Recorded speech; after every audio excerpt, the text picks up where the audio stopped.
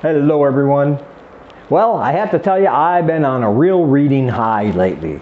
You hear about people getting in reader slumps where they find a bunch of books they don't like or they DNF for whatever reason, and they're looking for recommendations to get out of that slump. It's been the opposite for me. I've been reading banger after banger, and as always, I can't wait to share them with you. But if you are in a reading slump, trust me, pick up these two books. That'll help get you over that hump and get you back on the right track, because they're both fantastic. And as always, I want to remind you that I have books for sale. And if you want to read any of the books you see on your screen, there is a link in the description. All right, let's get started. All right, so the first book I want to talk about today is called The Devil Within Us All by William F. Gray. This book is a great blend of small town horror. It's got some religious zealotry gone to the extreme, which exacerbates that horror, and it gives off a needful things kind of vibe. Except in my opinion, the villain in this book is more frightening than Leland, who was the villain in Stephen King's Needful Things. I really loved the villain in this book, and the reason I liked him was because there was no moral qualms with him for the things he did. He didn't try to justify these things that happened in this book, the evil that he calls, and all the many, many deaths that you will read about in this book. He did it for the simple fact that he can, and it gives him pleasure. So there was no reasoning behind it, and I think that's a much more frightening concept than somebody trying to have a reason to perform all these heinous acts. This villain came into this town in this book, and he wants to burn it down, destroy everybody within, simply because he can and because it gives him pleasure. And that makes for a terrifying villain, I think. And it is about this person who appears to be a man, but of course he's not. But he's not actually a demon neither. He's outside of the realm of philosophy and religion, something older than all of them. And when he comes into this town, in a very harrowing way, by the way, the first part of this book is just brutal and action-packed right from the start. It really grabs your attention. You're not going to believe the scenes that you're going to read in this book at the beginning, something I've never read in a horror book before to get things started. But he comes into this town, and what he does is he digs inside people's minds. And then he manipulates them and their darkest, deepest desires that they've held in all these years, and he manipulates those desires so that they come out in the most brutal, bloody ways possible, causing a lot of death to friends and family under this creature's control. And he starts amassing a large amount of his followers who are doing his bidding. And the destruction in this town just increases and increases and increases in the most horrific, brutal ways. But there are a handful of people who are not subject to his manipulations, and you'll find out why that is as we read this book, and that's very interesting as well. But they are really outnumbered, and soon it becomes apparent that this small ragtag group of people are going to be up against almost everybody else in the entire town under the control of this thing that poses as a man, and they're going to have to find a way to stop it and fight it. The thing I love about this book, the body count in here is really high. And this author, I'm going to tell you, he takes the phrase, "kill your darlings," to an extreme. There are going to be deaths in here that are so sudden and so unexpected that it had my mouth hanging open, and I had to read it a couple times to make sure I was reading it correctly, because we spent time with these characters. We've gotten to know these characters throughout certain portions of the book, and this author was not afraid to just give you that old punch in the gut and just kill them off in terrifying ways, leaving you thinking, well, now who's going to stop this party? Now who's going to stop this creature and the rest of the people in this town? There's also a hellfire and brimstone preacher who early on falls under the influence of this creature, this demon who's not really a demon, kind of thing.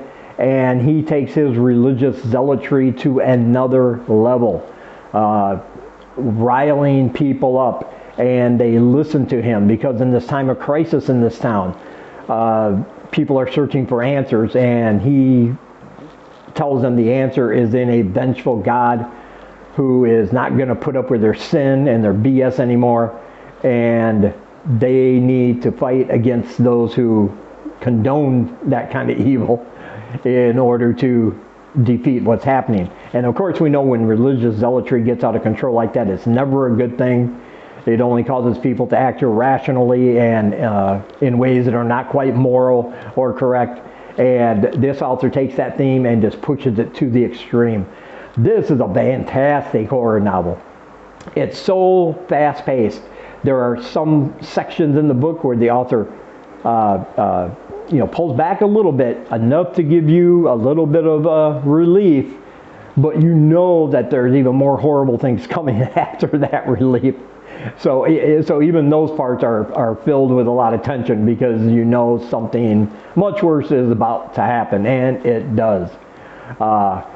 I really love this book. I cannot recommend it enough. It's just got everything you want in a horror book, you know. A lot of deaths, a lot of blood, good versus evil, David versus Goliath, the masses versus the small ragtag group that has no clue how to stop it. It's got everything in there, and of course I highly recommend it. You can pick up your copy at the link in the description, and you should. And the next book I want to talk about it's in a different theme than the one I just mentioned. But this one is so good. It'll give you a case of all the feels. It's also mysterious, and it deals with the subject of self-identity and maybe how easily people can be manipulated. Let's put it that way. This is called Singing All the Way Up. And this is about a young woman who, when she was a child, was abducted in a beam of light into a UFO, into an alien spacecraft. And ever since that event, after she was abducted and came back, and when she was abducted, they said that she was singing all the way up, the most beautiful song anybody has ever heard. And when she is returned, this event takes over her entire life. Her whole identity after that point is in this one singular event that happened.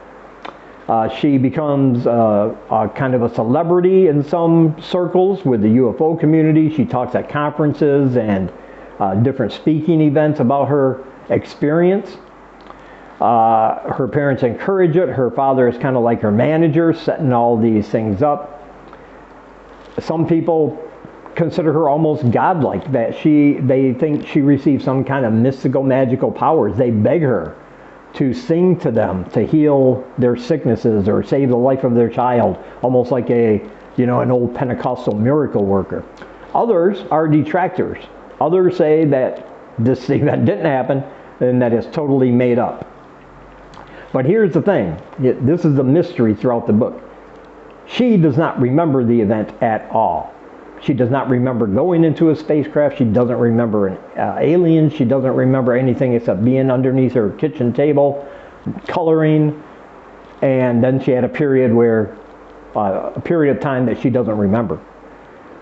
So did this event actually happen? Or did her parents make up this story and tell it to her so many times, making her remember even the smallest details, should anybody ask, until it got to the point where she believed that it did?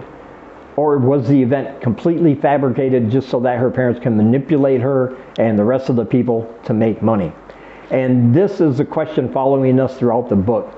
And this book is emotionally impacting because it shows how just one single event in somebody's life can kind of take over their whole identity. She is not known for anything else other than this. Nobody cares about her real feelings, how she's, what she thinks. what's her favorite color, what's her favorite movie. Nobody cares about any of the things that actually make her a person. They are only concerned about this one incident that may or may not have happened. And as she gets passed from person to person, and you find out why in this book, it just becomes apparent that she's beginning to have real doubts, and she just wants out of the entire situation. She doesn't want to be the girl that got taken up into the spacecraft singing all the way up. She just wants to be more normal.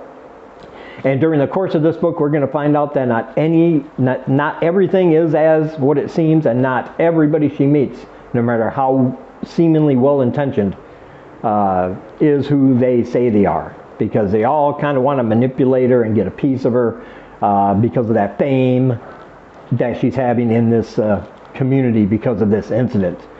And that's going to lead to some very disturbing things near the end of the book, the things she'll do to get out of it. This is an excellent, excellent book. I am so glad I read it. It's not horror as far as like it's not bloody, it's not gory. There's not a whole lot of, there's no supernatural really things going on, but it's just a well-written, fantastically told story about finding your identity, discovering who you really are, and maybe sometimes the truth will not set you free. Maybe it'll wind up being the worst thing that can happen to you. And you will get a case of the feels of this one. I know I did. The sun was in my eyes. I had to sneeze. I just cut an onion.